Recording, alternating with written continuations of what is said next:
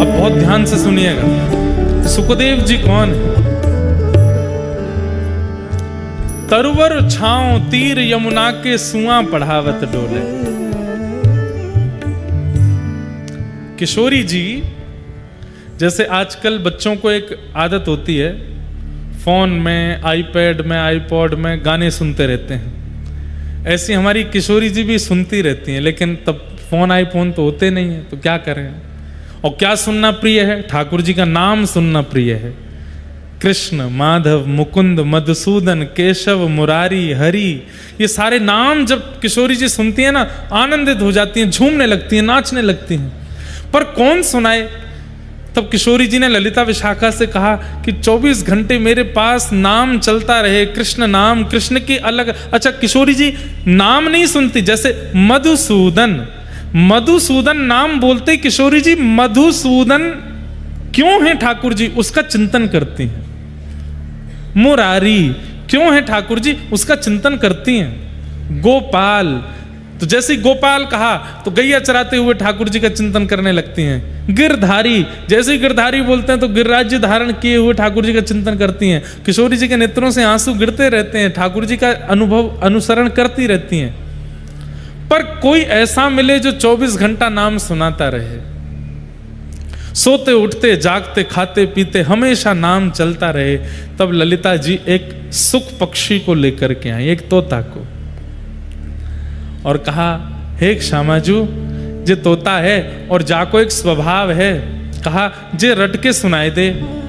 तो एक दिना तो आप याकू रटाओ और अगले दिना पूरे दिना याते सुनो, ऐसा आप कर ले करो। किशोरी जी एक दिन तो पूरे नाम याद कराती हैं, तोता एक दिन में पूरा रट लेता है, अगले दिन किशोरी जी कुछ नहीं बोलती, वो तोता ही बोलता रहता है। कभी किशोरी जी कंधा पे आके बैठ जाता है, कभी किशोरी जी के सिर पे बैठ जाता है, कभी हाथ पे आके बैठ जाए, कभी कहीं विराज जाए, और उसके मुख से निकलने वाले नामों को सुनकर के किशोरी जी अति आनंदित होती हैं। तरुवर छांव तीर यमुना के सुआ पढ़ावत डोले। किशोरी जी तोता को पढ़ाती रहती हैं।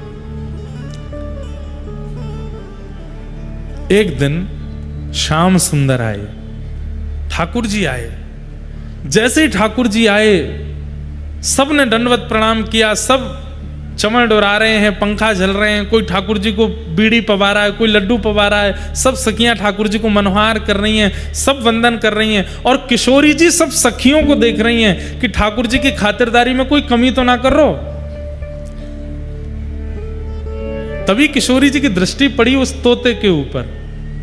सबने प्रणाम किया, पर उस सुख पक्षी ने प्रणाम नहीं किया, उस तोते ने वंदन नहीं किया।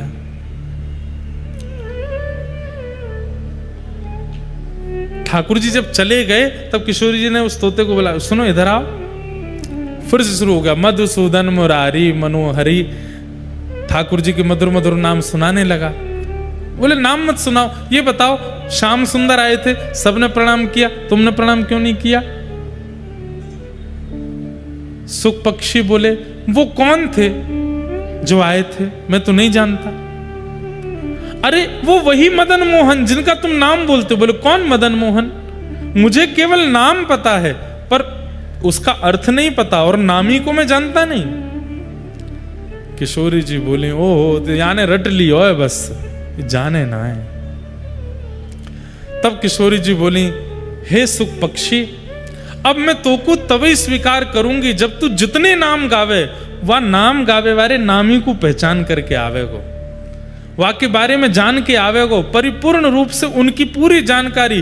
कभी ठाकुर जी की किसी भी गुण, किसी भी स्वभाव, किसी भी कर्म, किसी भी व्यवहार से तुम वंचित ना रहो, सब तुमको पता हो, क्योंकि जो कृष्ण को जाने वो मुझ को प्रिय है। और जब तक तू कृष्ण को जान के नहीं आवेगो, तब तक मैं तुमको स्वीकार नहीं करूंगी। अब जाओ। तब किशोरी जी उत्सुक व्याकुल हो गया, ललिता विशाखा जी के पास गया। किशोरी जी मुंह को दूर कर रही हैं, कोई कृपा करो ना। बोले कृपा का जा करके ठाकुर जी को अनुसंधान करके आ, श्रवण करके आ, सत्संग करके आ, कौन है ठाकुर जी समझ के आ। तब उस सुख ने जाकर के घनघोर तपस्या की, और तप के कारण वही सुख जब अमर कथा सुना रहे हैं देवादिदेव महादेव पार्वती को, वहीं वो सुख पक्षी महादेव के ठीक पीछे प्रकट हुआ और पूरी कथा श्रवण कर रहा है। महादेव ठाकुर जी की एक एक लीला श्रवण करा रहे हैं। ठाकुर जी की बाल लीला सुनाई, गोवर्धन लीला सुनाई। जैसे ही रास लीला सुनाने लगे, रास लीला में रास का प्रसंग आते ही पार्वती जी इतनी उन्मत्त हो गई कथा में कि पार्वती जी को एक नियम दिया था, क्या कि हर 20 मिनट, हर 20 सेकंड में ओम ओम ओम शब्द का उच्चारण करती रहना। क्यों? क्योंकि मैं नेत्र बंद करके कथा सुनाऊंगा, तुम सुन रही हो, इसका मुझे प्रमाण प्राप्त होता रहे। लेकिन रास बिहार की लीला आते ही ऐसी उन्मत्त हो गई पार्वती जी, नृत्य करने लगी। उनको लगने लगा मैं कथा नहीं सुन रही हूं, मैं भी रास बिहार की एक गोपी हूं, मैं भी श्याम सुंदर के साथ में रास कर रही हूं। जैसे ही पार्वती जी रास में प्रविष्ट हो गई, अपने मानसी में ओम शब्द का उच्चारण विस्मृत हो गया। थोड़ी देर जब ओम का उच्चारण नहीं हुआ तो पीछे बैठे तोता ने मन में विचार किया, कथा विक्षिप्त हो जाएगी, कथा यहीं रुक जाएगी अगर ओम शब्द का उच्चारण नहीं हुआ। तो पार्वती जी के स्वर में उस सुख पक्षी ने ओम उच्चारण करना प्रारंभ किया। 7 दिन की कथा पूरी होते ही जैसे ही महादेव ने जय जयकार कराई, पार्वती जी के नेत्र खुले, नेत्र सजल हैं। महादेव बोले, देवी कथा संपन्न हुई। अरे अभी रास हुआ है, रास के बाद में क्या क्या लीलाएं हुई? अभी तो मथुरा लीला, द्वारिका लीला, रुक्मिणी विवाह, कई प्रसंग अभी अधूरे रह गए। महादेव इतनी जल्दी कथा विश्राम मत कीजिए। महादेव बोले, अरे हमने सब सुना दिया, मथुरा लीला भी हो गई, द्वारिका लीला भी हो गई, रुक्मिणी विवाह भी हो गया, सब पूर्ण हो गया, अभी अभी पूरी कथा विश्राम हुई है। पार्वती जी बोली, पर मैं तो रास का ही चिंतन कर रही थी और रास में श्याम सुंदर मेरे साथ नृत्य कर रहे हैं, उसका अनुभव कर रही थी। महादेव बोले, रास में अगर तुम अनुभव कर रही थी, मानसी में रास चल रहा था, तो उस समय मुख से ओम शब्द का उच्चारण तुम्हारे तो नहीं हो रहा था, कौन कर रहा था? जैसे ही देखा तो सुख पक्षी वहां बैठा है। महादेव को क्रोध आ गया और क्रोध के कारण बोले कि तुम्हें व्यासपीठ के पीछे बैठ करके ज्ञान का अर्जन किया है, जो कि शास्त्र निषिद्ध है, इसलिए मैं तुम्हारा वध करूंगा। त्रिशूल लेकर के भागे। सुख पक्षी उड़ता हुआ हिमालय की कंदराओं में पीछे पीछे महादेव जा रहे हैं। तभी वह सुख पक्षी हिमालयों में उड़ता हुआ पहुंच गया कहां? बद्रिकाश्रम, जहां पर श्री वेदव्यास जी महाराज सरस्वती नदी के तट पर विराजमान हैं। वहीं उनकी पत्नी बिट्टिका मुख खोल करके जलपान कर रही थी।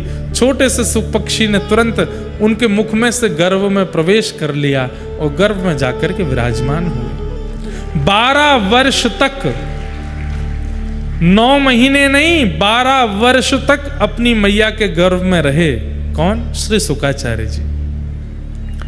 7 दिन जो जो कथा में श्रवण किया वेद महादेव से, उसका केवल चिंतन करने लगे। 12 वर्ष बाद श्लोक स्फुटित होने लगे।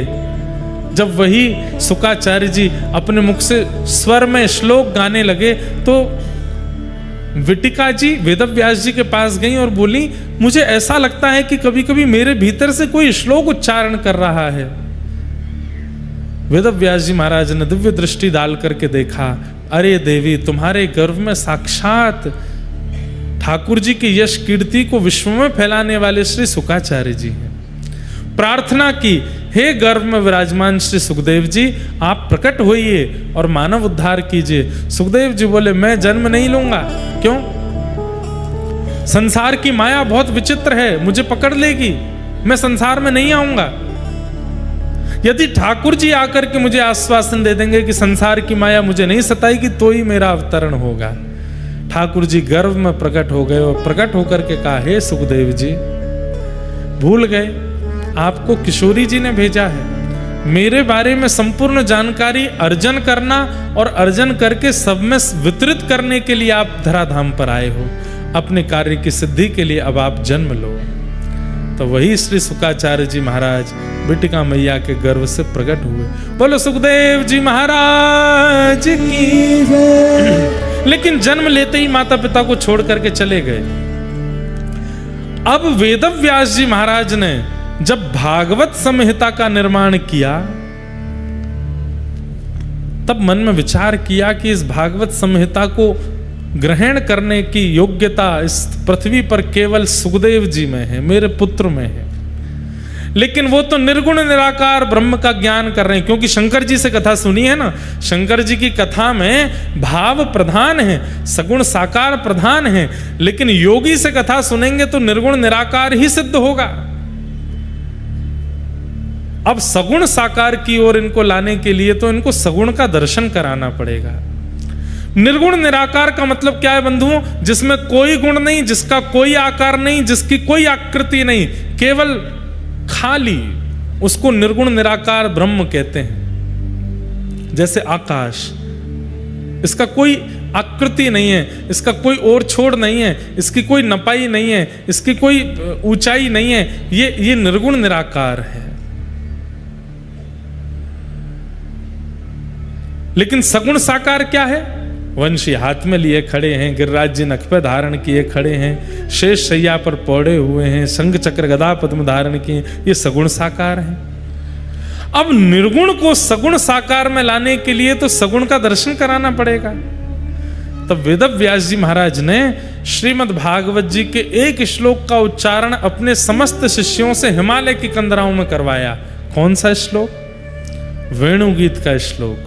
वरहा पीणम नटवर वपु कर्णयो कर्णकारम विप्रदवासः कनक कपिसं वैजयन्तीं च मालां रन्ध्रान् वेणो अधर सुधया पूरयन् गोपवृन्दैः वृंदारण्यं स्वपदरमणं प्राविशद गीत कीर्ति। जिन्होंने बरहा पीड़म यानी कि मोर मुकुट पहना है, कानों में कन्नेर के पुष्प पहने हैं, पीतांबरी पहनी है, अधर पर वेणु धारण कर रखी है, नासिका में मोती लटक रहा है, अजब सी गति से चल रहे हैं और जिनके चरण रखते ही वृंदावन की शोभा बढ़ती जा रही है। श्री राम कृष्ण चरण स्पर्श प्रमोद कहते हैं गिरिराज जी और वृंदावन में प्रकट हुए वृक्ष, ये वृक्ष नहीं है तो ठाकुर जी के चरण स्पर्श से वृंदावन के रोए खड़े हो गए हैं। वृंदावन इतना आनंदित हो गया कि उसके ऊपर वृक्ष वल्लरी आदि निकुंज सघन कुंज प्रकट हो गई हैं। जब इस श्लोक का गायन शुकाचार्य जी ने सुना तो निर्गुण निराकार ब्रह्म के बीच में नन्हे से गोपाल जी मोर मुकुट पहन करके वंशी वादन करते हुए, नृत्य करते हुए, आनंद करते हुए वहां प्रकट हो गए। अब तो सुखदेव जी महाराज व्याकुल हो गए, दौड़ करके उन बच्चों के पास में गए और कहा, तुम जिस श्लोक में जिस बालक का वर्णन कर रहे हो, ये बालक कहाँ है? ये मोर मुकुट पहनने वाला, ऐसी चाल चलने वाला, पीतांबरी पहनने वाला, ये बालक कौन है? किसका बेटा है? और ये कहां मिलेगा? जब से मैंने इसका चिंतन किया है मेरा चित्त मानो जैसे इसने हरण कर लिया, मैं इससे मिलना चाहता हूं। छोटे छोटे बालक बोले, हमें तो एक श्लोक आता है, पर हमारे गुरुजी ने अभी नई संहिता लिखी है जिसमें 18,000 ऐसे ही श्लोक हैं। आप हमारे गुरुजी के पास चलो, शायद वो आपको बता दें। शुकाचार्य जी बालकों के साथ आए, जैसे ही देखा तो गुरुजी कोई और नहीं, उनके ही पिता हैं, वेदव्यास हैं। चरणों में गिर गए, पिताजी एक श्लोक ने ऐसी छवि मेरे चित्त में प्रकट कर दी है, मैं जानना चाहता हूं ये कौन है, इनका रूप क्या है, इनका गुण क्या है, इनका लक्षण क्या है, ये मुझे कैसे मिलेंगे, इनकी प्राप्ति मुझे कैसे होगी, कृपा कर मुझे बताओ। वेदव्यास जी बोले, बैठो। और तब वेदव्यास जी ने भागवत संहिता का ज्ञान श्री शुकाचार्य जी को प्रदान किया और उन्हीं सुखदेव जी ने फिर यही भागवत की कथा गंगा तट पर बैठे हुए परीक्षित को श्रवण कराई, परीक्षित को श्रवण कराई। इस प्रकार श्रीमद् भागवत जी श्री शुकाचार्य जी को प्राप्त हुई और सुखदेव जी ने जब परीक्षित को सुनाई है, उस समय वही वेदव्यास जी भी यहाँ पर श्रोता बन के बैठे हैं, पराशर मुनि भी श्रोता बन के बैठे हैं, बड़े बड़े ऋषि, बड़े बड़े अमलात्मा, विमलात्मा, शुद्धात्मा सब कथा सुनने के लिए बैठे हैं। और श्री शुकाचार्य जी महाराज परीक्षित को जब कथा सुनाते हैं, वहीं सुन करके सब कृतकृत्य हुए, कृतार्थ हुए, आनंदित हुए। और उसके बाद घर घर में, जन जन में श्रीमद् भागवत जी का प्रचार प्रारंभ हुआ। इस प्रकार भागवत जी सब तक पहुंचे। कहते हैं कि श्री सुखदेव जी महाराज एक कथा सुनाने के बाद अंतर ध्यान हो गए, फिर कहां गए पता नहीं। पर हमारे ब्रजवासी कहते हैं कहां गए? तरुवर छाओ तीर यमुना के सुआ पढ़ावत डोले।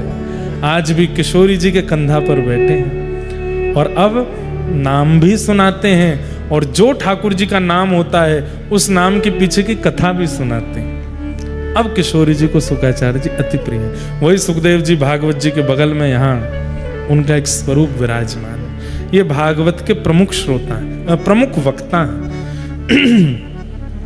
एक और बात, तोते का स्वभाव होता है, जिस फल में मुख लगाता है उसको मीठा कर देता है, सबको खाने योग्य बना देता है। सुखदेव जी के स्वरूप से वक्ता को सीखना चाहिए कि जो विषय, जो प्रश्न, जो जिज्ञासा तुम्हारे सामने आवे, वो फल है, वो चाहे जैसी हो, उसको अमृत बना करके, उसको मीठी बना करके परोस दो, सबको प्रदान कर दो।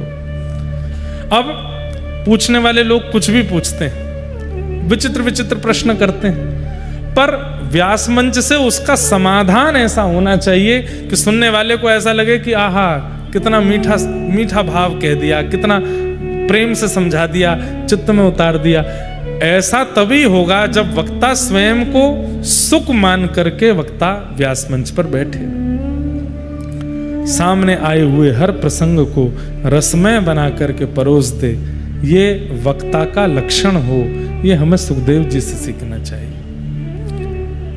ऐसे श्री शुकाचार्य जी को, सुखदेव जी को हम बारंबार प्रणाम करते हैं।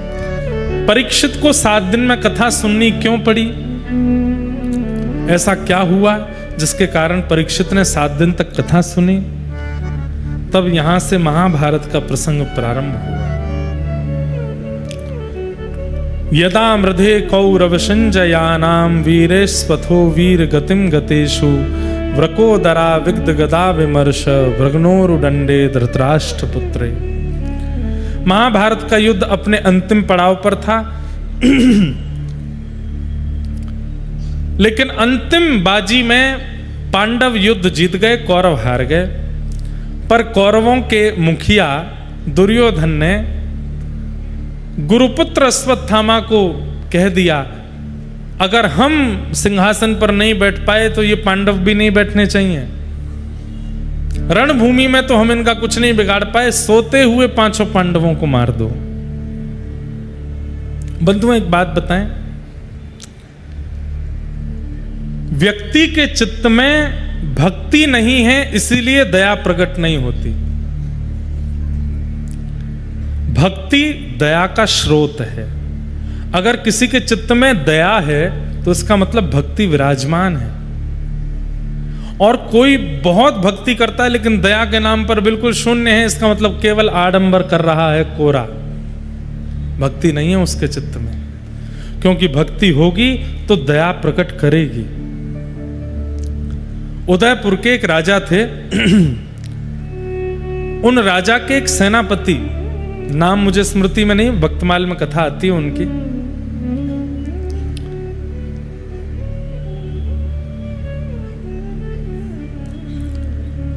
उनको राजा ने एक ऐसी जमीन दे रखी थी जिस जमीन से कम उस काल में 2 लाख रुपया साल भर में इकट्ठा होता था, और उससे वो संत सेवा, भक्तों की सेवा आदि करते थे।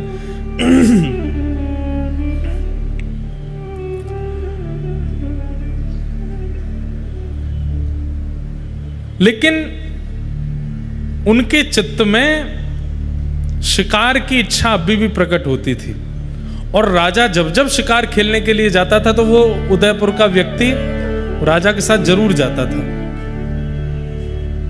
जरूर प्रस्थान करता था। तो एक बार राजा किसी हिरणी के पीछे दौड़ रहा था, उसका शिकार नहीं कर पाया, तो वो व्यक्ति जो 2 लाख रुपया साल का जो आता था, जिससे संत सेवा आदि करता था, वो अपनी तलवार लेकर के भागा और जाकर के उसने उस हिरणी का वध कर दिया। लेकिन आज उस हिरणी को मार करके उसके चित्त में एक भावना प्रकट हुई। क्यों? क्योंकि जब हिरणी का वध किया तो वो पता चला गर्भवती थी, वो भी मारी गई, उसके गर्भ का बालक भी मर गया। राजा तो बड़ा प्रसन्न हो गया, शिकार हो गया, लेकिन उस व्यक्ति को बड़ी ग्लानि होने लगी। धार्मिक व्यक्ति होगा, भक्ति पथिक व्यक्ति होगा, तो क्रिया संपादित करने के बाद में ग्लानि भी होगी। कई लोग होते हैं वो गलत कर देते हैं, फिर उनको ग्लानि भी नहीं होती। इसका मतलब भी है कि इनके अंदर भक्ति नहीं है। भक्ति स्वरूप वाला होगा तो उसको अपनी क्रिया का बोध होगा।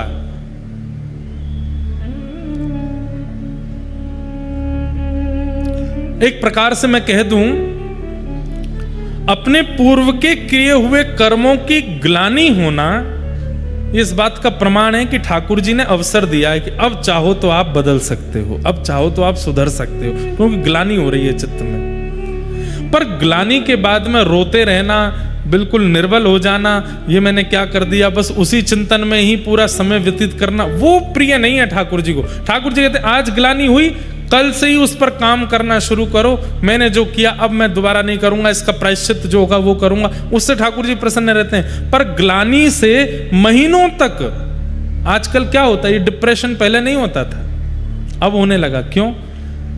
ग्लानि के कारण उसका कुछ सब्स्टिट्यूट मिलता नहीं और उसी से चिंता में चले जाते हैं और फिर परेशान होते हैं।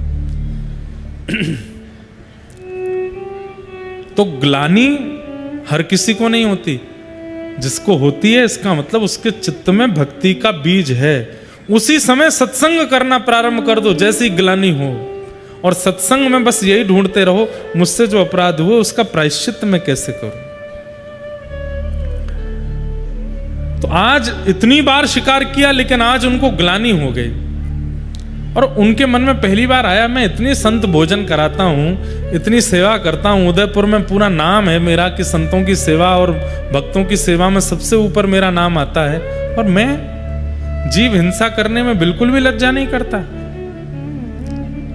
लेकिन राजा तो उनको उपहार देने लगा, सबके सामने उनकी वाहवाही करने लगा और बोले आज से मैं नियम बनाता हूं, क्या हर शिकार में आप मेरे साथ जाओगे। अब राजा को मना भी नहीं कर सकते, क्यों? राजा ने मारेगा, देश से निकाल देगा, क्या करें। ग्लानि हो रही है कि अब ये पाप करना नहीं है, क्या करूं।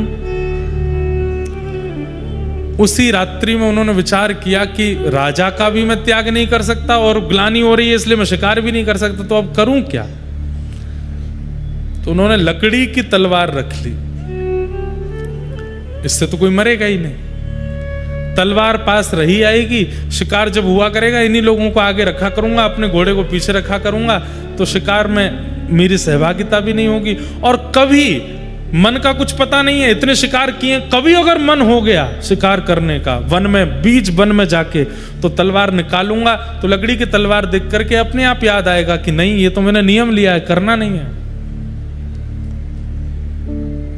अब इस प्रकार वो राजा के साथ शिकार में जाते लेकिन पीछे ही रहते, आगे नहीं जाते। और कभी कभी शिकार खेलने के लिए एकांत में कहीं पहुंच भी जाते, तलवार निकालते तो लकड़ी की तलवार देख करके अपने आप ही भीतर धर लेते, बोले इससे तो कुछ होगा नहीं, अच्छा है मैं बचूंगा। बंधुओं, इससे भी एक चीज सीखो। पिज्जा खाने का मन हो रहा है, कुछ ऊटपटांग खाने का मन हो रहा है, क्या करो, रसोई में जाओ, रोटी उठाओ, उसी पे एक तरफ अचार की स्लाइस बना दो, एक तरफ बढ़िया दही बना दो, एक तरफ बढ़िया सब्जी बना दो, एक तरफ चटनी बना दो, बन गया पिज्जा, खा लो उसको, ऐसे सब्स्टिट्यूट बना के खाओ। भैया देखो एक बात हमारी सुनो, ये मन को वश में करने के लिए आप बैठे रहो कि ये वश में हो जाए तो नहीं होगा, प्रयोग करने पड़ेंगे, प्रयास करने पड़ेंगे।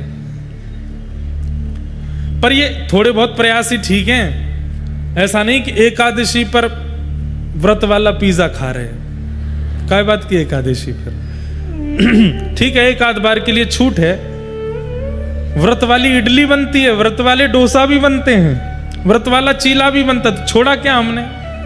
व्रत वाली रोटी भी बनती है। बल्कि बाकी के दिन खाने से तो 500-600 कैलोरीज बढ़ती हैं, आजकल व्रत में 1000 कैलोरीज बढ़ जाती, इतना तला भुना खाते हैं। काय बात का व्रत है वो? तो कहीं कहीं सब्स्टिट्यूट्स बना लीजिए कि आपकी कोई बुरी आदत है और आपको पता है कि मैं इसको छोड़ नहीं पाऊंगा, तो इसका एक सब्स्टिट्यूट रखो और वो ऐसा बनाओ कि उससे हानि भी ना हो और वो आदत भी धीरे धीरे छूट जाए। लकड़ी की तलवार, मन तो होता था, इनके चंग आती थी कि शिकार करूं, जैसी तलवार निकालते, तलवार देख के अरे इससे तो कुछ होगा ही नहीं, भीतर धरते, पर हाँ बढ़िया है, ऐसी बचूंगा मैं। धीरे धीरे धीरे इनकी इच्छा समाप्त होने लगी, धीरे धीरे धीरे इनका मन समाप्त होने। देखो मन क्या है पता है? मन इच्छा प्रकट करता है और जैसे ही आप उस इच्छा को पूरा कर देते हैं ना, तो मन हंसता है, बन गया मेरा गुलाम, अब मैं जो चाहता हूं वही करता है, चल अब अगली बार ये वाली इच्छा पूरी कर, फिर वो पूरी करा देते हो और खुश होता है। आप जितनी इच्छा मन की पूरी करते हैं, मन उतना बलवान होता चला जाता है। लेकिन जैसे ही मन ने इच्छा प्रकट की और आप पूरी नहीं करते, तो मन क्रेविंग्स कराता है, आंखों को, कानों को, जीभ को, हाथ को, सब फड़फड़ाएंगे, करवाओ करवाओ करवाओ। जिद्दी हो गया ना, छोटे बालक को जो चाहो देते रहो तो जिद्दी हो जाता है। कभी कहेगा बंदूक दिलाओ, मना कर दोगे नहीं दिलानी तो सिर पटकेगा, रोएगा, गिरेगा, चिल्लाएगा, चीखेगा। जिद्दी बालक हो जाते हैं, जिनकी इच्छाएं बहुत पूरी की गई हैं वो जिद्दी हो जाते हैं। ऐसे मन भी जिद्दी हो जाता है, और जब जिद्दी हो जाता है तो बीड़ी पीने वाले, तंबाकू खाने वाले, सिगरेट पीने वाले, उनकी क्रेविंग कैसी होती है? अगर नहीं दो तो ऐसे हो जाते हैं कि अब बस प्राण ही निकल जाएंगे, रोटी मत दो, पानी मत दो, लेकिन वो दे दो। होना जाना कुछ नहीं है, पर मन इतना आदी हो चुका है, इतनी इच्छा पूरी कर दी है मन की कि अब मन वश में रहता नहीं। इसलिए क्या करो, मन इच्छा प्रकट करे, उस इच्छा को पूरी मत करो, चाहे कैसे भी करके हाथ पांव बांध करके अपने आप को रोक लो। एक बार प्रयास करके देखिए, विकट इच्छा प्रकट हुई है और आप उस इच्छा को पूरी ही मत करो, मन को क्या संकेत पहुंच जाएगा? अब ये व्यक्ति मेरे हाथ में नहीं है, अब ये मेरा दास नहीं है, मेरा गुलाम नहीं है। धीरे धीरे धीरे धीरे मन इच्छा प्रकट करनी ही बंद कर देगा, फिर वो इच्छा ही नहीं करेगा।